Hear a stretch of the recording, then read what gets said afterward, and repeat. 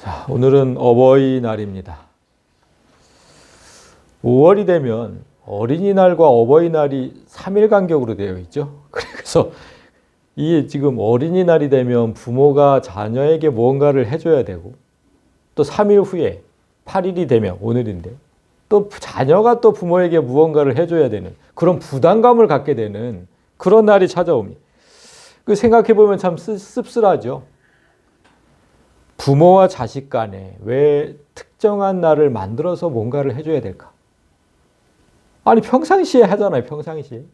왜 꼭 특정한 날을 정해서 무언가를 해주는 그렇게 만들었을까? 그래서 제가 어린이날과 어버이날을 제정하게 된 그 이유를 좀 찾아봤어요. 찾아보니 먼저 어린이날은 우리 잘 아는 대로 이제 소파 방정환 선생님이 만드셨는데 1923년 참 오래됐죠. 일제시대, 일제강점기 시절에 그 시대에 사회에서 제대로 보호받지 못하는 어린이들을 위해서 제정했다고 합니다. 처음 제정한 이유가 그러니까 한마디로 그 어렵고 힘든 시절에 어린이들을 잘 챙기자는 의미였죠. 일단 그 당시에 뭐 어린이들에게 민족 고취 사상 뭐 이런 것도 심고 여러 가지 이유가 있었다는데 제일 중요한 거는 어린이들 잘 못 먹고 사는 그런 어린이들을 잘 챙기자 이런 의미였습니다. 자, 근데 어버이날을 제정한 목적도 처음에는 정말 비슷했습니다. 1950년에 우리 그 한국 전쟁이 일어났죠. 6.25 전쟁. 53년까지 그 전쟁이 이어졌습니다. 되게 오랫동안 이어진 전쟁입니다. 그래서 한국 경제가 매우 어려웠죠. 전쟁이 끝난 이후부터도 얼마나 어려웠겠습니까? 전부 폐허가 돼버렸는데. 그래서 그때의 어머니들은 전쟁에서 남편을 잃거나 또 전쟁통에 많이 헤어졌잖아요. 이산가족이 생겼잖아요. 그래서 여러 이유로 홀로 자식을 키워야 하는 어머니들이 참 많았던. 얼마나 힘들었겠습니까? 땅은 폐허가 돼버렸고 남편은 없고 정말 참으로 어려운 시절에 그렇게 자식을 키워야 했던 그 어머니들의 사랑과 희생을 기리면서 1956년에는 그냥 어머니 날이었습니다. 어머니 날. 그러다가 1973년에 이르러서 이제 아버지를 포함해서 어버이날로 이제 확대 제정하게 된 건데 그 배경이 조금 이제 어버이날이 된 배경은요. 우리가 잘 못 살았을 때, 그러니까 어린이날이든 어머니날은 다 못 살았을 때잖아요. 근데 어버이날은 오히려 우리가 잘 먹고 잘 살게 되었기 때문에 정한 날이래요. 무슨 뜻이냐면 우리나라가 1970년을 전후해서 급격하게 산업화되고 도시화되고 그리고 또 핵가족화됐잖아요. 가족이 뿔뿔 흩어서 살게 됐잖아요. 이제 다 도시로 가서 이제 돈 벌고 이제 자녀들이 그랬으니까. 그렇게 되니까 이제 그 효사상, 그다음에 경로사상 이런 게 이제 많이 퇴조해 갔답니다. 그래서 그 나라에서 이제 그걸 걱정해서 이런 효사상이나 경로사상을 좀 확대 보급하는 그런 의미에서 이제 어버이날, 아버지까지 끼워서 어버이날로 정했다는 겁니다. 그러니까 경제적으로 부유해지면 부모를 돌아보는 일이 점점 사라질 것을 염려한 겁니다. 오늘날에는 이런 의미마저도 퇴색해져 버려서 오히려 빈부격차에 따라서 상처만 주는 날이 되었어요. 어린이날과 어버이날이 진짜 상처가 많이 되는 사람들이 있어요. 어린이날이 되면 중산층 이상의 가정에서는 고가의 선물을 자녀들에게 뭐 레고라는 선물, 뭐 10만 원대가 진짜 많더라고요. 고가의 선물을 사주고 또 외식도 하고 또 자녀를 데리고 놀러도 가고 여행도 가고 하죠. 그러나 형편이 어려운 가정의 그 자녀들은 늘 그런 모습을 부러움으로만 보죠. 해줄 수 없는 부모도 마음이 아프고. 이게 무슨 어린이를 위한 날입니까? 그런 어린이들은 정말 불행한 날이거든요. 어버이날도 마찬가지죠. 어버이날이 가까이 오면 여행사에서는 경쟁하듯이 효도관광 패키지를 쏟아냅니다. 그래서 여유가 있는 자녀들은 그 여행 상품에 이제 용돈을 두둑하게 챙겨드리면서 보내드리죠.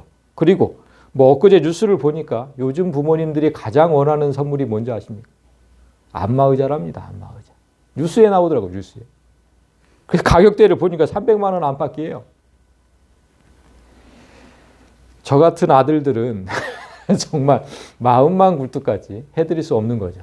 뭐 어쩔 수가 없어요. 그래서 늘 부모님을 위해서 기도는 하지만 이런 날이 찾아오면 마음은 정말 불편한 그런 날이 돼버렸어요.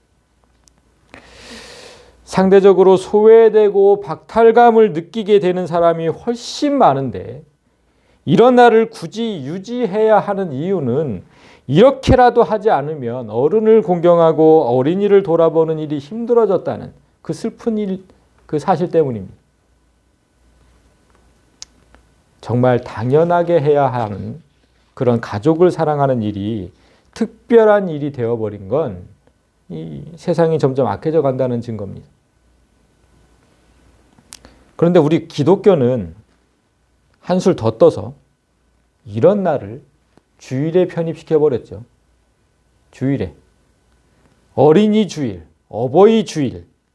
달력 보면 다 제가 그 달력 볼 때마다 마음이 무너지는데 교회가 주일을 이런 식으로 부를 때마다 정말 낯이 뜨겁습니다. 낯이 뜨거워요. 잘 보십시오. 주일은 주일 무슨 뜻입니까? 주의 날이에요. 주의 날. 하나님의 날이라. 하나님의 날. 우리를 구원하신 하나님의 날. 따라서 주일에 구원 역사를 기념하고 하나님을 찬양하는 일 외에 그 어떤 것도 기념하면 안 돼요. 주일이잖아요. 하나님의 날. 그런데 왜 그날에 사람을 기념합니까? 왜? 오늘날 기독교가 만든 주일이 뭔지 잘 보세요. 어린이 주일 무슨 뜻입니까? 어린이 주의 날. 어린이가 우리의 주입니까? 어버이 주일, 어버이 주의 날. 어버이가 우리의 주냐고. 우리의 주님이냐고. 어린이가 우리의 주님이고 어버이가 우리의 주님이냐고. 이게 이 뜻이다, 이 뜻. 아니 보면은 얼굴이 화끈거리지 않으세요? 왜 교회가 이런 짓을 합니까? 도대체. 이게 무슨 뜻입니까, 이게? 정말 해괴망측한 이런 날을 만들어 놓고도 하나님 앞에 부끄럽지 않다는 게 신기할 따름입니다. 모든 교회에 부탁합니다. 뭐 듣든지 안 듣든지 저는 그냥 부탁합니다. 어린이를 위하고 어버이를 위하는 행사는 토요일에 하죠. 토요일에 하면 되죠. 토요일에. 주의 날을 훼손하는 일을 교회가 앞장서서 하지 않기를 진심으로 부탁합니다. 오늘 우리가 읽은 본문에는 두 어머니가 등장합니다. 두 어머니. 한 어머니는 자유가 없는 종의 신분이고 한 어머니는 자유로운 신분의 어머니입니다. 비록 아버지가 같다고 해도 종의 몸에서 나온 그 자녀와 자유 있는 여자에게서 나온 자녀가 같을 수 없죠. 그러니까 정실, 소실, 그 자녀가 같을 수가 없죠. 우리나라도 그래서 종의 몸에서 나온 자녀를 서자라고 해서 얼마나 차별했습니까? 옛날부터. 자, 서자와 적자의 차이를 보십시오. 적자는 본처에서 나온 자녀죠. 그 서자는 저 서자가 여러 서자입니다. 여러 서자. 본처 외에 여러 첩 중에서 나온 자녀 중에 하나일 뿐이다. 그래서 서자예요. 오늘 본문은 우리가 하나님의 서자인지 적자인지 그걸 얘기해 줘요. 만약 적자라면 왜 적자인지 거기에 대해서 설명을 합니다. 그래서 오늘 1절부터 이제 보면 처음부터 내게 말하라 율법 아래에 있고자 하는 자들아 율법을 듣지 못하였느냐. 첫 번째부터 지금 이게 뉘앙스가 어떻습니까? 지금 바울이 되게 많이 화가 나 있는 상태거든요. 되게 화가 나 있어요. 왜 화가 났는지. 지금 내가 지금 똑바로 말하라는 거죠. 내게 말하라. 내가 똑바로 말해라. 율법 아래에 머무는 게 지금 너희 뜻이라는 거냐? 이 뜻이에요. 아, 율법 아래에 있겠다고? 똑바로 말해봐. 그거야 지금? 이거거든요, 지금. 그러니까 니네가 지금 율법에 대해서 듣지 못해서, 배우지 못해서, 율법이 뭔지 잘 몰라서 또다시 율법 아래에 있겠다고? 똑바로 말해봐. 그거야? 지금 이렇게 얘기하는 거거든요. 되게 화가 나 있는 상태예요. 갈라디아 교회 성도들이 율법이 무엇인지 잘 배워놓고도 다시 율법을 따랐다는 겁니다. 그래서인지 바울이 쓴 그 갈라디아 교회에 쓴 편지, 그 갈라디아서는 율법을 비난하고 믿음을 강조하는 내용으로 가득 차 있어요. 전체에 다. 율법 자체가 나쁜 건 아니잖아요. 율법 자체가. 근데 왜 이렇게 비난의 대상이 되었을까요? 율법이. 언제부터 이렇게 비난의 대상이 되었을까? 분명히 하나님께서 주신 건데. 여러분, 율법 하면 제일 먼저 생각해야 되는 게 뭡니까? 율법 하면 우리가 제일 먼저 뭘 생각해야 돼요? 그냥 하나님이 법이에요? 율법 하면 우리가 저번에도 한번 제가 강조한 게 있었는데, 율법 하면 제일 먼저 생각해야 되는 게 내가 죄인이라는 겁니다. 이걸 가장 먼저 생각해야 돼요. 율법을 주신 목적이 그거거든요. 네가 죄인임을 깨달으라는 거. 그것 때문에 주신 거예요. 타락한 인간, 그러니까 아담 이후로 타락한 인간은 하나님의 법을 모르죠. 하나님의 뜻이 뭔지도 모르고, 그래서 내가 그 하나님의 뜻대로 사는지 법을 지키고 사는지도 몰라요. 내가 죄인인 것 자체를 모른다고요. 그래서 하나님께서 모세를 통해서 하나님의 법을 주시고 하나님의 법을 가르치시고, 네가 이렇게 살아야 되는데 이렇게 살지 못하면 그게 죄인인 거다. 이걸 가르쳐 주신 거거든요. 여러분, 세상에도 그런 말이 있잖아요. 죄 짓고는 못 산다. 죄 짓고 못 산다. 무슨 뜻이니? 항상 도망자로 살면서 불안하게 살아야 되니까. 어떻게 삽니까? 늘 불안에 떨며 사는. 그게 온전한 삶이겠냐고요. 그래서 자수해서 광명책자는 말이 괜히 나온 게 아니에요. 차라리 그게 훨씬 편해요. 하나님도 율법을 주실 때 그 기대가 있었던 거거든요. 그 기대가. 그러니까 하나님이 죄인을 만드는 게 목적이 아니잖아요. 율법을 주신 이유가. 죄인을 만드는 게 목적이 아니라 네가 죄인인 것을 깨달았을 때 나를 찾아올 거야. 그래서 죄를 자복하고 자수하여 광명 찾듯이. 그게 목적이었어. 그게 나를 찾아와서 용서를 구할 거다. 하나님에겐 그런 기대가 있었던 거죠. 율법을 주실 때. 그런데 이런 하나님의 기대와는 달리 오히려 율법을 이용해서 하나님을 거부하는 자들이 자꾸 생겨납니다. 어떻게 할까요? 율법을 이용해서 하나님을 거부하는 방법이 뭘까요? 참 그 사단의 지혜가 얼마나 지혜로운지 우리는 상상도 할 수 없을 만큼 지혜롭거든요. 참 교묘합니다. 교묘해. 목숨을 다해서, 자, 율법 신앙이 뭔지 잘 보십시오. 목숨을 다해서 하나님의 법을 지켜요. 그러면서 하나님을 거부하는 아주 기발한 방법이에요. 아니, 목숨을 다해서 하나님의 법을 지킨다니까. 그건 바라는 거 아니에요? 하나님께서 바라는 거? 그러면서 하나님을 거부해. 이 두 가지가 병행이 돼요. 정말 기발하죠. 사단의 지혜가 얼마나 뛰어난지. 자, 왜 그렇습니까, 여러분? 이게 왜 그렇게 될까요? 율법은 항상 뭡니까? 내가 지켜야 되는 거죠. 하나님 법, 내가 지켜야 되는. 그래서 항상 내가 할 수 있다고 유혹을 해요. 율법은 항상 내가 할 수 있다. 하나님이 주신 법, 그 법을 잘 지키면 구원에 이를 수 있다. 이렇게 간교하게 유혹하는 게 율법 신앙이거든요.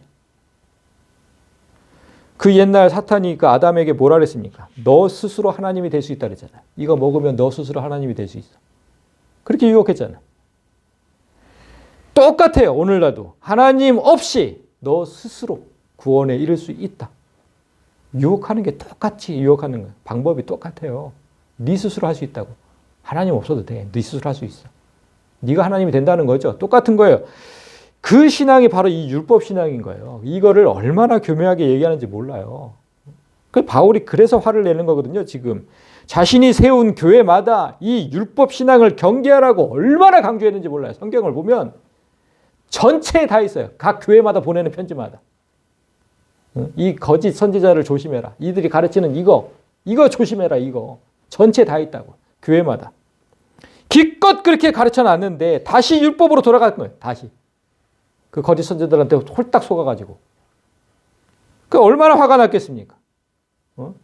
저도 성경 공부를 해보지만 제가 가르친 대로 안 가고 따로 가면 진짜 화가 나고 진이 빠지거든요. 여태 가르쳤는데 또다시 글로 갔다고?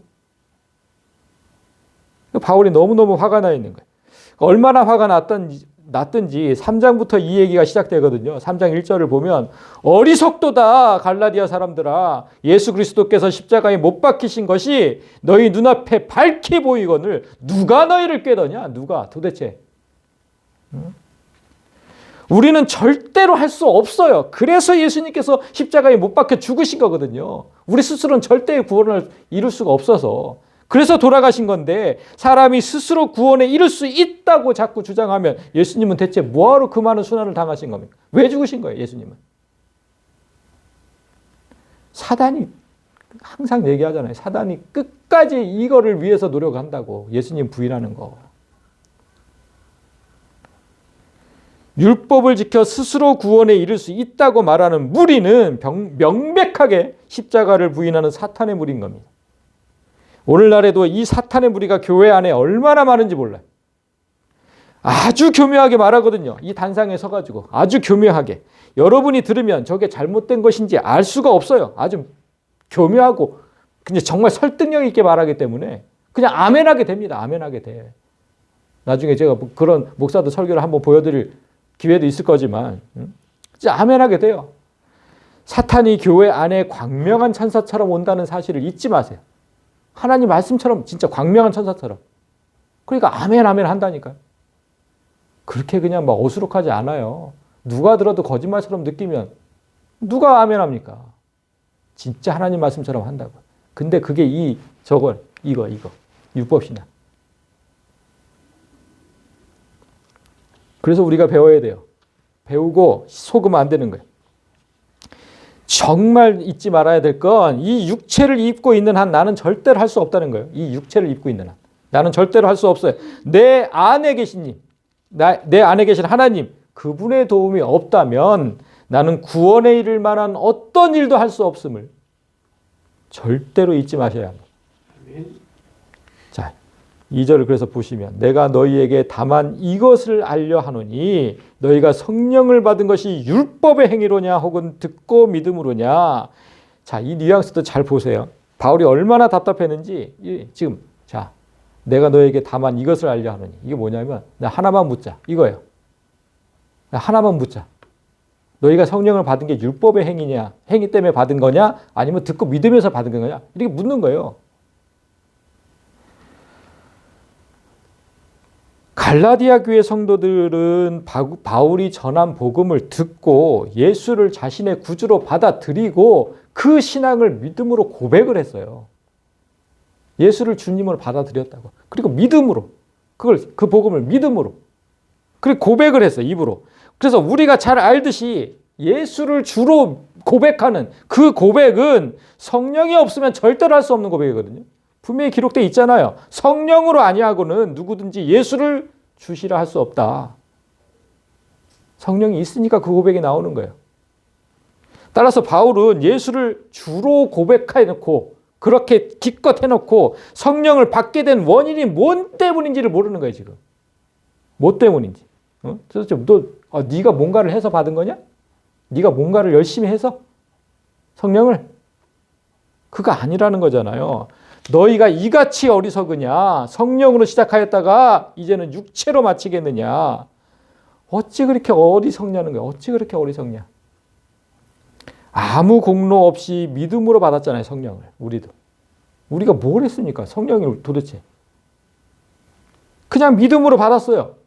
그 말씀을 믿음으로. 그 성령의 능력으로 이제까지 살았어요. 세상 사람들은 절대로 하지 못하는 그 하나님과 대화하고 하나님 같이 교제하고 이런 모든 것을 성령의 능력 때문에 한 거라고요. 그런데 이제 다시 자기 힘으로 한다고? 지금 그 얘기거든요. 성령으로 시작했다가 다시 네가 한다고? 육체로? 해보라고 그럼. 되는지 그게. 성령의 도움 없이 네가 대체 뭘 할 수 있는지. 너무 화가 나는 거예요. 너무 화가 나.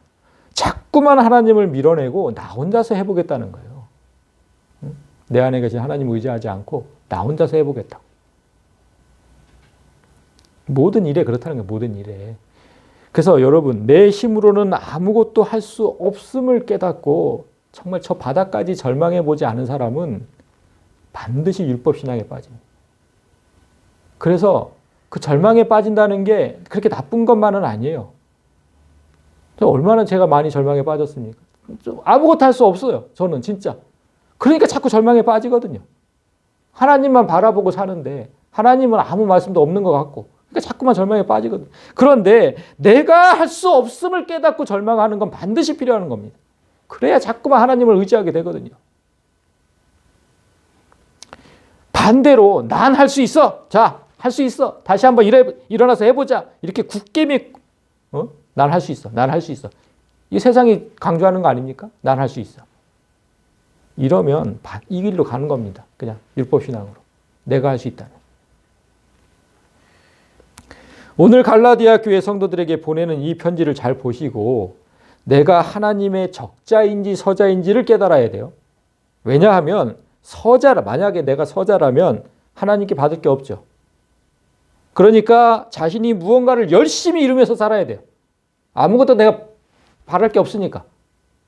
내가 뭔가를 이루어야 돼요. 나 스스로. 그러나 적자라면 뭡니까? 하나님의 나라를 위해서 일하다가 하나님 기업을 위해서 일하다가 그 기업을 상속받으면 되거든요. 그냥. 내가 어느 쪽에 속해 있는지 반드시 깨달아야 됩니다. 오늘. 자, 22절. 기록된 바 아브라함에게 두 아들이 있으니 하나는 여종에게서 하나는 자유 있는 여자에게서 낳았다 하였으며 아무리 믿음을 강조해도 다시 율법으로 돌아간 그 갈라디아 그 성도들에게 바울이 알기 쉽게 이제 다시 설명하는 겁니다. 다시 한번 설명한다. 이러는 거예요. 잘 들어. 다시 설명하는 거야. 자, 옛날에 믿음의 조상 아브라함에게 두 아들이 있었습니다. 그런데 한 아들은 여종에게서 낳고 한 아들은 본처에게서 낳습니다. 이렇게 지금 설명하는 거예요. 자, 바울이 설명하는 이 두 아들을 우리는 잘 알고 있죠?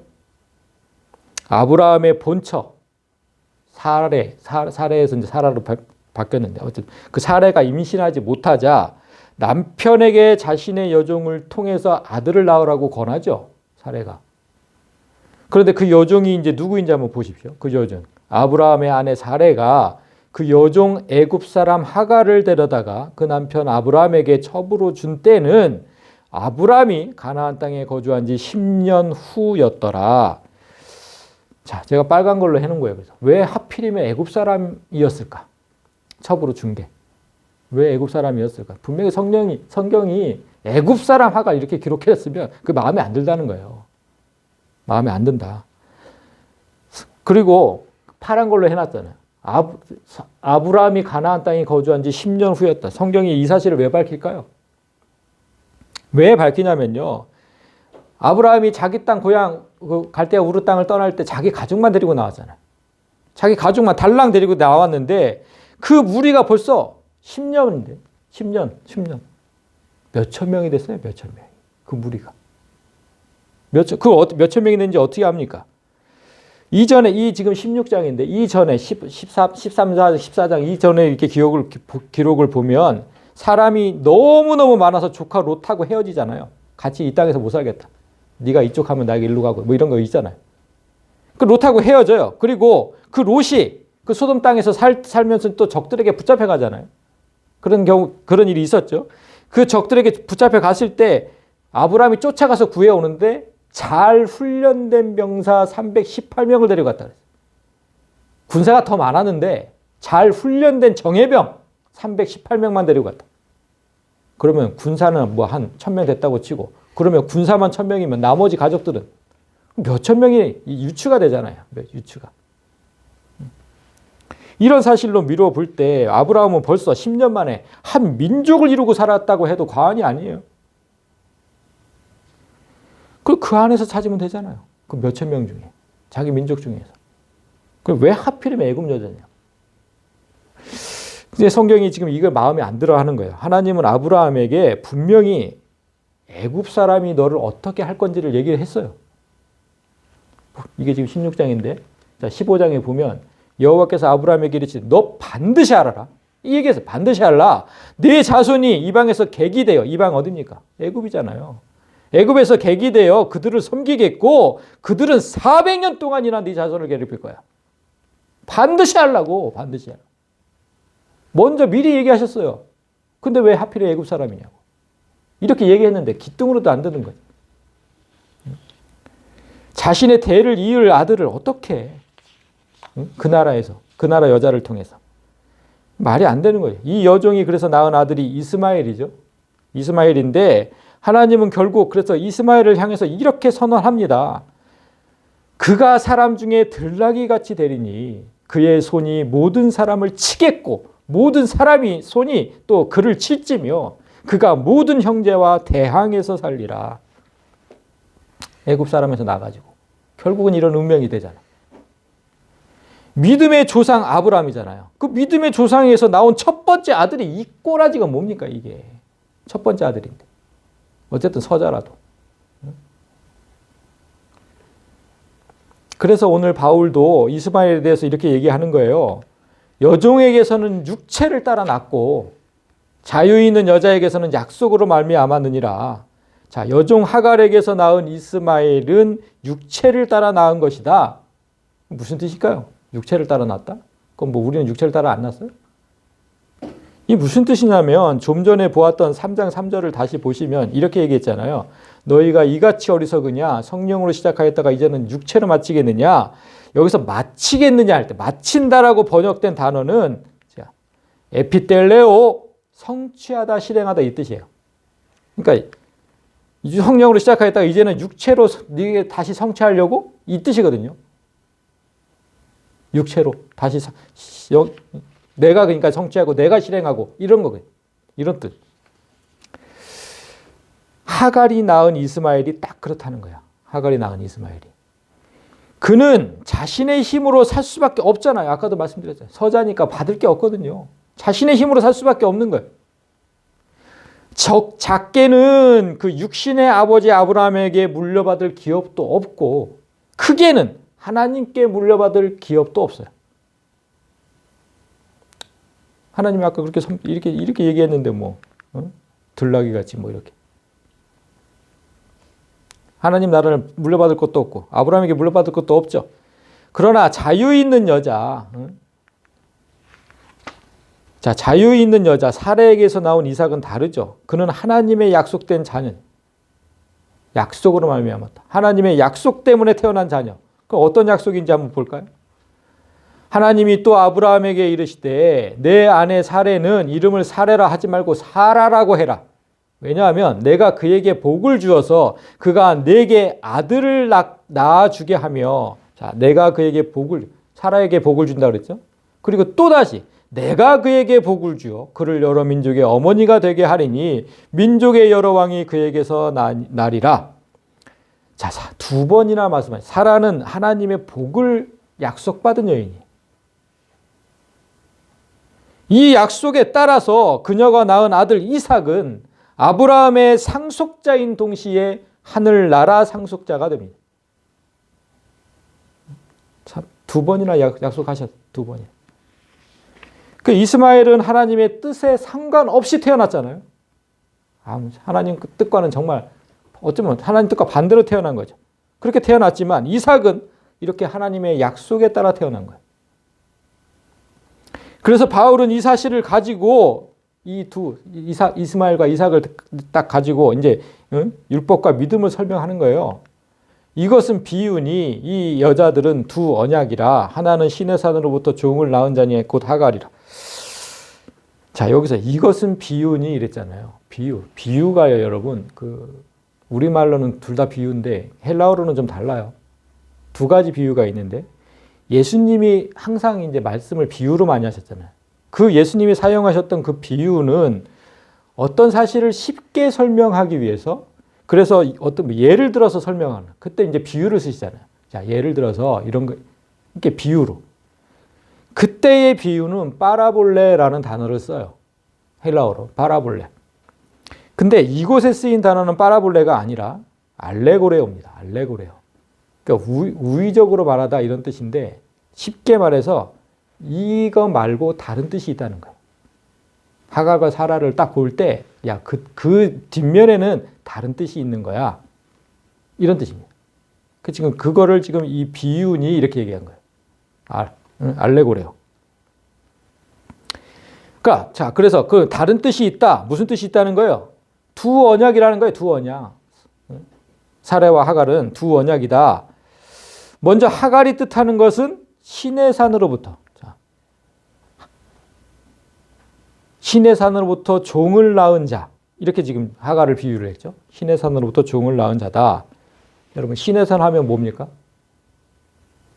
시내산 하면 뭘 생각해야 돼요? 율법이에요, 율법. 예.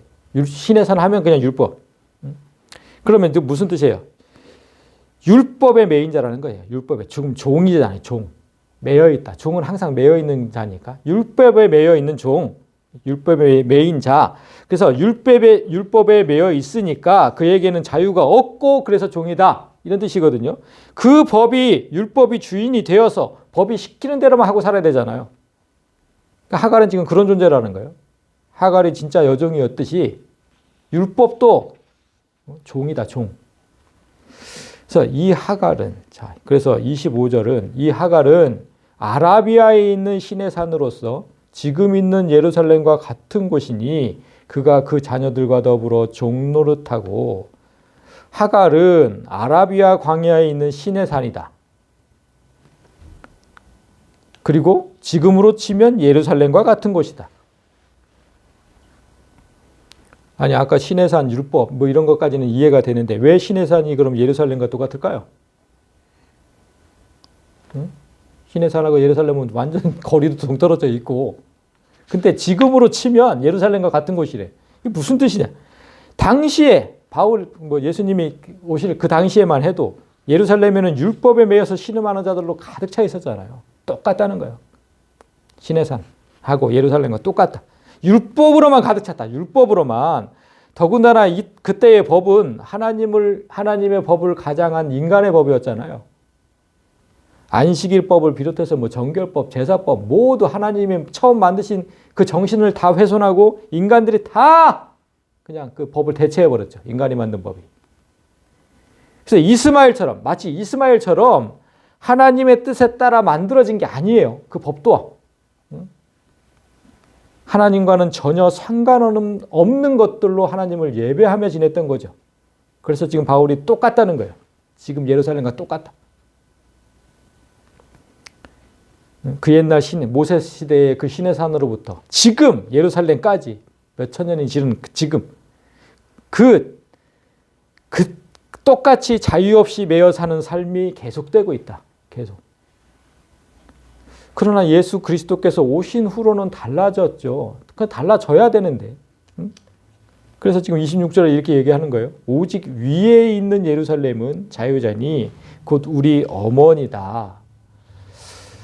사라는 땅에 있는 예루살렘이 아니라 하늘에 있는 예루살렘이며 자유자다.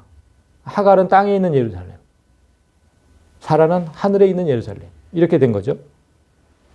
그 하늘에 있는 예루살렘은 뭡니까? 그것은 그러니까 율법에 매이지 않는 자유자들이 사는 곳이다. 이렇게 거죠.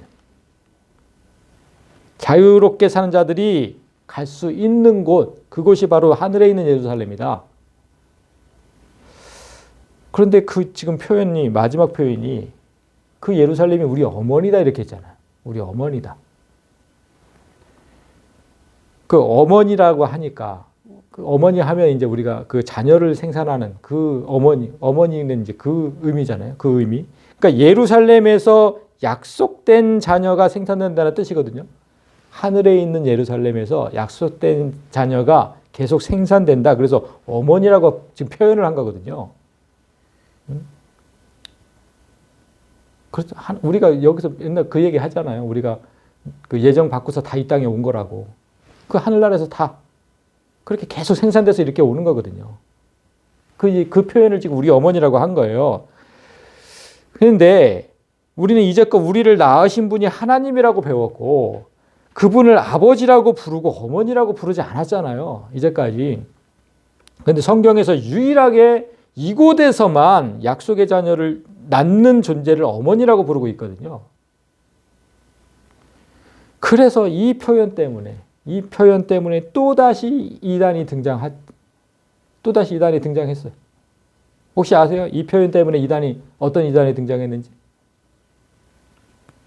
안상홍 증인회라고 들어보셨습니까? 흔히 안상홍 증인회라고 보이는 하나님의 교회, 세계복음선교협의회. 여기 이천에 여기도 있어요. 우리 서희 동산 거기 갈 때 아주 크게 써붙여놨더만 하나님의 교회, 세계복음선교협의회. 우리나라 전국에 있고요. 교세도 작지 않습니다. 신도들이 엄청 많아요. 반드시 기억해 놓으셔야 돼요. 하나님의 교회, 세계복음 선교협의회.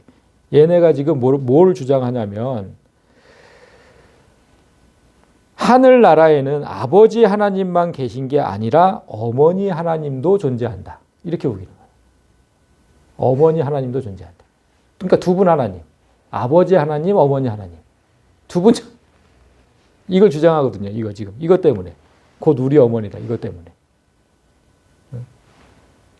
아이고, 제가 여기 홈페이지 들어가서 봤거든요. 이 구절을 가지고 그렇게 우기고 있더라고요. 일반적으로 기독교에서 하나님은 남성의 형상으로만 존재해서 아버지라고 부르죠. 그런데 아버지가 존재하는 전제 조건은 아버지라고 부르는 자녀들이 있어야 되죠. 그리고 자녀를 낳아준 어머니가 존재해야 되죠. 그렇게 우기는 거예요, 얘네가.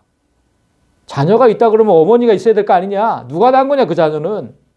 아버지가 있고 자녀가 있으면 당연히 어머니가 있어야 되는 거 아니냐. 그러니까 제가 보면서 그냥 이단들은요, 그냥 기본의 기본도 안 된 거예요. 성경의 성자도 모르는 거예요, 그냥. 어떻게 영적인 존재를 육체로 낳은 자식과 똑같이 설명합니까? 어떻게? 아버지와 어머니가 있어야 자녀가 있는 것이다.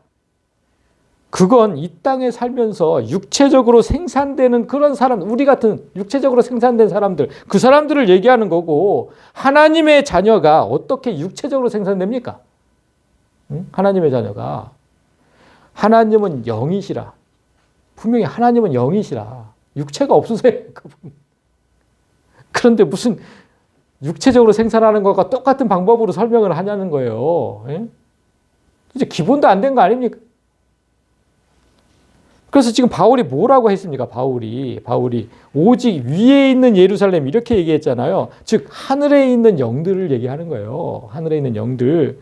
하늘에 있는 영들. 그리고 분명히 이것은 비유라 그랬잖아요. 이것은 비유다. 비유라고, 비유. 율법과 믿음을 비유한 거예요. 그냥 율법과 믿음을 비유한 거. 그런데 이 구절을 가지고 어머니 하나님이 계신다고 주장하면 이건 뭐 유치원 수준도 아닌 거죠. 아니 뭐 한글을 모르는 건지 도대체가. 자, 이들이 주장하는 어머니 하나님, 제가 얼굴을 보여드릴게요. 이여인입니다. 우리 어머니 하나님, 우리 장기자. 정말 한숨밖에 안 나오죠, 여러분. 한숨밖에 안 나오죠.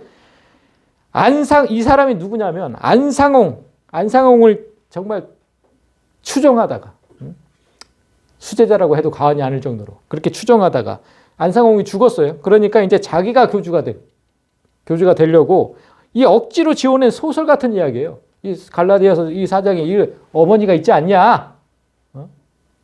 그렇게 주장해.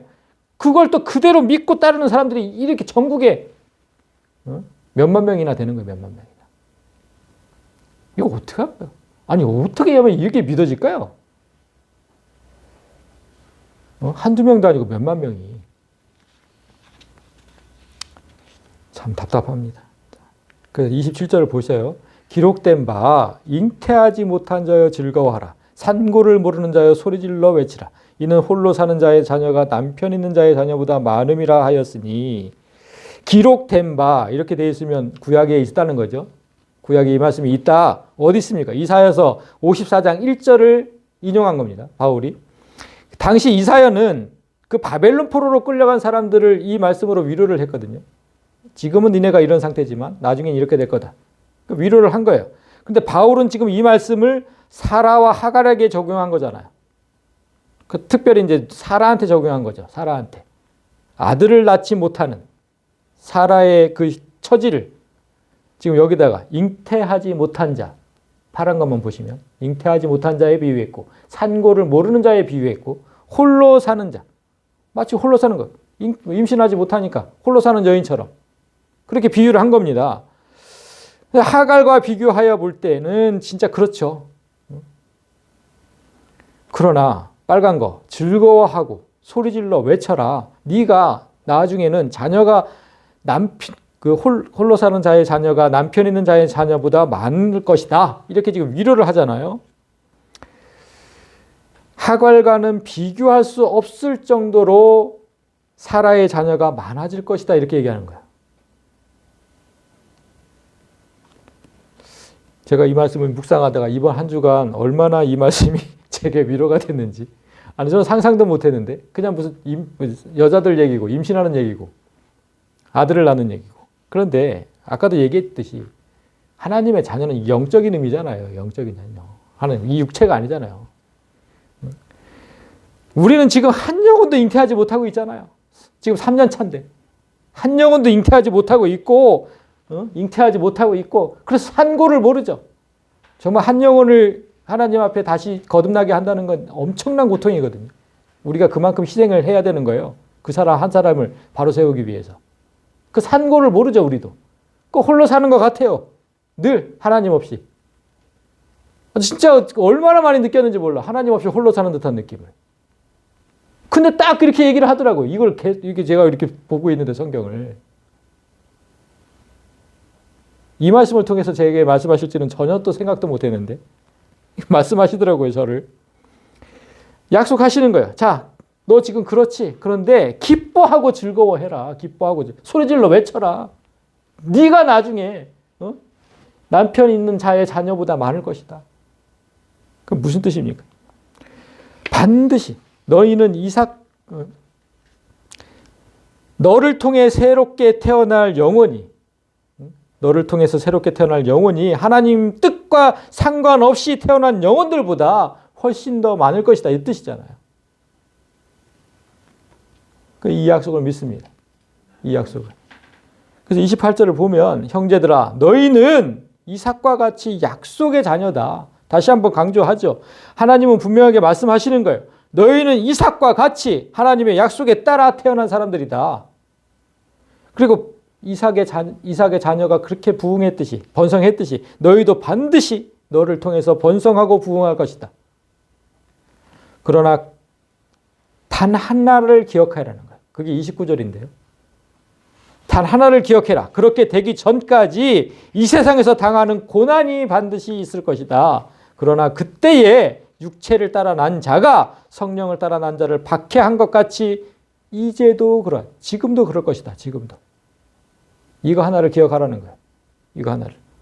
창세기 21장에는 먼저 난 이스마엘이 어린 이삭을 놀리고 업신여기는 장면이 나옵니다. 우리도 하나님 뜻과 상관없이 사는 사람들에게 계속해서 이런 조소를 당할 거라는 거예요. 3년 차인데 한 가정이라고? 비웃음을 당하고 업신여기고 조소를 당할 거예요. 얼마나 저한테 너무 또렷하게 말씀하시니까 거부할 수가 없었죠. 그러나 그런 순환 뒤에는 반드시 영광이 올 것을 말씀하시죠. 그러나 성경이 무엇을 말하느냐? 여종과 그 아들을 내쫓으라. 여종의 아들이 자유 있는 여자의 아들과 더불어 유업을 얻지 못하리라 하였느니라. 실제로 이스마엘이 이삭을 계속 놀리고 업신여기니까 마침내 이제 이 부부가 결단을 내립니다. 이 여종과 그 아들을 내쫓으라. 이 종의 아들은 내 아들 이삭과 함께 기업을 얻지 못하리라. 자, 여러분. 여기서 지금 성경이 무엇을 말하느냐 이렇게 했잖아요. 성경이 무엇을 말하느냐. 이 말씀을 잘 새겨야 합니다. 우리가 지금 그 구약을 왔다 갔다 하면서 보고 있는데 성경 속에서 사라와 하갈의 이야기를 그저 여인들이 한 남편을 사이에 두고서 시기 어린 질투를 하고 이런 걸로 이해를 하고 이스마엘과 이삭의 관계를 그저 정실과 소실 사이에 낳은 자녀들의 싸움으로 치부해버리면 우리가 그 구절을 읽으면서 창세기 그렇게 생각하고 그냥 넘어가면 성경과 나는 아무 관계가 없는 거예요. 이걸 항상 명심해야 돼. 성경이 너한테 지금 뭐라고 얘기하느냐. 성경이 너한테. 구약을 보면서도 뭐 신약도 마찬가지고. 자, 여종과 아이를 내쫓아라. 여종과 아이를 내쫓아라. 그들은 아버지의 유업을 받지 못할 것이다. 자기 스스로 할 수 있다는 율법의 신앙을 가진 자들은 쫓겨날 것이고 절대로 하나님의 나라를 상속받지 못할 것이다. 내가 할 수 없음을 마음 깊이 고백하고, 하나님, 저는 아무것도 할 수 없습니다. 저는 그냥 하나님의 도우심만을 구할 뿐입니다. 고백하고 오직 믿음으로 하나님만 의지하는 자들, 그들이 하나님 나라에 들어갈 것이라고 지금 성경이 너한테 말하고 있지 않느냐. 성경이 너한테 말하고 있지 않느냐. 왜 자꾸 의심하고 무너지느냐. 그래서 마지막 절 보시면, 그런즉 형제들아 우리는 여종의 자녀가 아니라 자유 있는 여자의 자녀임을 믿어야 할 것이다. 오늘의 결론입니다. 우리는 자유 없는 종에서 태어난 서자가 아니라 하나님 뜻에 따라 태어난 적자라는 거죠. 그 어떤 세력도 내가 하나님의 자녀라는 사실을 끊어낼 수 없다. 로마서 8장에 나와 있고, 따라서 반드시 하늘나라를 유업으로 받을 것. 그 약속하셨다는 거예요. 적자에게 약속하신 거. 오늘 세상이 정한 어버이날을 맞이해서 하나님께서 우리의 어버이가 된다는 사실을 잊지 말아야 합니다. 하나님은 나를 낳고 기르셨다는 표현이 있죠. 자, 시편 2장 7절을 보면 여호와께서 내게 이르시되 너는 내 아들이다. 오늘 내가 너를 낳았다. 이렇게 표현했잖아요. 너는 내 아들이다 할 때 여성도들은 포함 안 됩니까? 아니잖아요. 그 안상홍 증인회처럼 그렇게 바보처럼 생각하지 말고, 다 포함되는 겁니다. 여자 성도들도. 무슨 하늘나라 가면은 예수님도 얘기했잖아요. 그때는 장가도 안 갈 것이고, 이게 결혼, 뭐 성 이런 거 없어요. 똑같은 거예요. 그냥 우리 다. 남자든 여자든. 그냥 너는 내 아들, 자식이다. 이런 뜻이에요. 너는 내 자식이다. 영적인 자녀를 의미하는 것이어서 생식적인 남녀를 구분하는 게 아니라는 거 분명히 기억하시고, 그래서 내가 너를 낳았다는 표현 또한 우리의 아버지 되신 하나님께서 생식적 어머니처럼 낳았다는 거죠. 우리 사람 어머니가 낳았듯이 그렇게 낳았다는 거죠. 우리가 다 하나님에서 나왔다는 거예요. 하나님 안에 있다가 다 나왔다. 그 뜻이잖아요. 그 뜻. 그냥 내 아들이다. 내가 너를 낳았다. 이 말씀을 가슴에 묻으면 더 이상 뭐 조급하게 생각할 것도 없고, 그죠? 조급하게 생각할 것도 없고, 스스로 내가 또 무언가를 하려고 하지도 말고, 내가 할 수 있다고 일어나지 말고, 아버지께서 하실 때까지 기다려야 한다. 그걸 첫 번째 아들 되신 예수님께서 분명하게 말씀하셨거든요. 내가 진실로 너희에게 이르노니 아들이 아버지께서 하시는 일을 보지 않고는 아무것도 스스로는 할 수 없다. 첫 번째 아들 되신 예수님께서. 아버지께서 행하시는 그것을 보고 나서야 아들도 그와 같이 행할 수 있는 거다. 뭔가 네가 하려고 먼저 일어나지 마라. 아버지께서 하실 때까지. 우리가 아들이고 하나님은 우리의 어버이 되십니다. 하나님께서 일하실 때까지 기다리고 그분이 일어나 일하실 때 우리도 똑같이 그분을 따라 일하면 되는 거예요. 이번 한 주간 참 자식 이기는 부모 없다는 말씀이 마음에 와닿더라고요. 사람도 그러잖아요. 언제나 뭐 하나님을 향해서 불평하고 또 넘어지고, 그래도 그때마다 또 위로하시고 다시 일으켜 세우시는 그 부모님의 마음처럼 하나님이 그렇게 하시는 것을 보고 참으로 하나님은 우리의 어버이라는 사실을 새삼 깨닫게 됩니다. 제 안에 모든 가족이 하나님의 자녀임을 믿고 우리에게 약속하신 걸 기억하고 바른 믿음과 신앙으로 이 어려운 시간을 이겨내시기를 주님의 이름으로 간절히 소망합니다. 아멘.